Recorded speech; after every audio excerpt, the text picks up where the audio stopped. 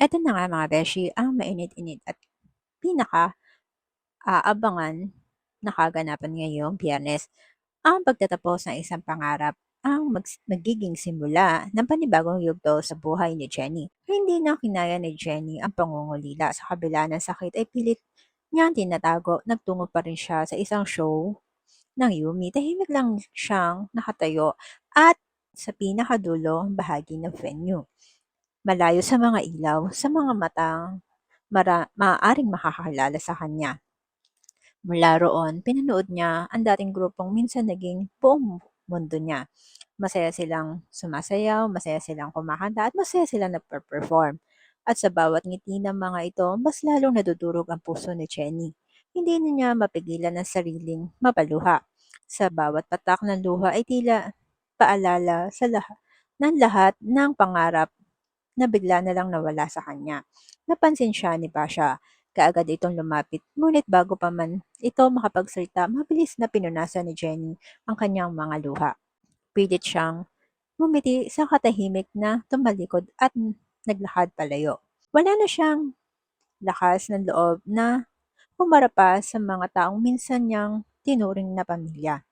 Mula nang palayasin siya sa Yumi House, mula nang itapon ni Megan ang lahat ng kanyang gamit na parang wala itong halaga.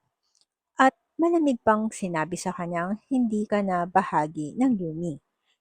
At isama mo na ang mga gamit mong basura katulad mo. Hindi na muling nasilayan ni Jenny sila Yuna at Nancy at ang iba pa. At yon ang pinakamasakit. Hindi ang pagkawala ng pangalan, hindi ang pagkawala ng kasikatan, kundi ang pagkawala ng mga taong minahal niya na parang sariling pamilya. Tuluyan nang bumigay si Jenny. Napaupo siya sa isang hagdan. Doon niya binuhos ang lahat ng sakit na matagal niyang kinikimkim. Humagulgol siya. Hindi na niya mapigilan ang kanyang mga luhang sunod-sunod na pumatak. Pakiramdam niya tuluyan nang gumuho ang mundo. Buong puso niyang binuo. Sa gitna ng kanyang pag-iyak, isang malumanay na tapik sa kanyang balikat ang kanyang naramdaman. Paglingon niya, naandoon si Coach Bana. Tahimik lang itong tumabi sa kanya bago siya ngumiti na may pagmamahal. Mahina ngunit may pag-asa nitong sinabi. The end of your journey will, with Yumi, maybe just the beginning of something even great. Maybe this is not your end. Maybe this is your new era. Lalong napaluha si Jenny. Coach, hindi ko na po alam kung paano ako magsisimula muli. Nanginginig niyang sambit. Ngunit mahigpit na hinawakan ni Vanna ang kanyang kamay. Hayaan mong tulungan kitang bumangon. Matagal na kitang kilala, hindi lang ikaw.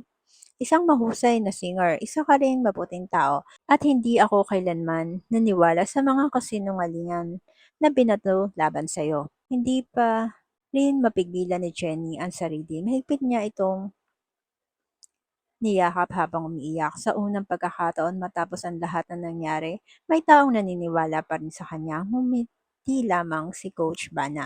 Maganda ka na, Jenny. Panahon na para sa pagbabalik mo. At sa pagkakataong ito, ikaw na ang magiging bida ng sarili mong kwento. Napatapik ng bibig si Jenny sa sobrang gulat. Hindi lang basta comeback ang gagawin natin. Maglalabas ka ng sarili mong solo album. Hindi makapaniwala si Jenny. Akala niya tuluyan ng nagsara lahat ng pinto para sa kanya, hindi pa pala. May isang pinto pa lang na naghihintay na buksan niya. Sinabi niya kailangan muna niya ipaalam ito sa kanyang ina. Ngumiti si Vanna, sasamahan kita, sabay natin kakausapin si Minchi. Pagdating nila sa bahay, kaagad silang sinalubong ni Minchi.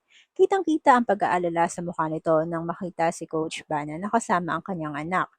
Ngunit kaagad itong napalitan ng pagtataka nang sabihin ni Jenny, Nay, gusto akong tulungan ni Coach Bana para makapagsimula muli.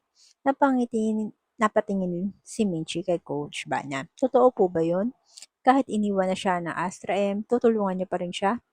Buong kumpiyansa ngumiti si Coach Bana. Oo, dahil alam kong hindi pa dito nagtatapos ang kwento ni Jenny. Naniniwala ako sa talento niya at higit sa lahat naniniwala ako sa puso niya.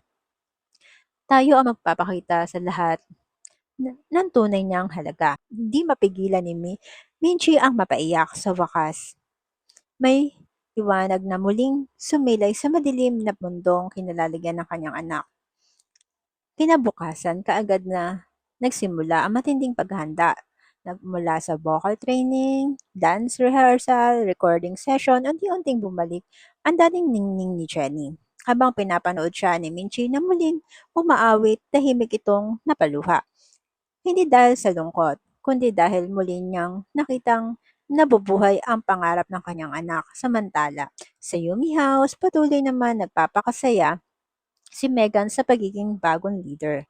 Pakiramdam niya tuluyan na niyang nakuha ang lahat ng gusto niya.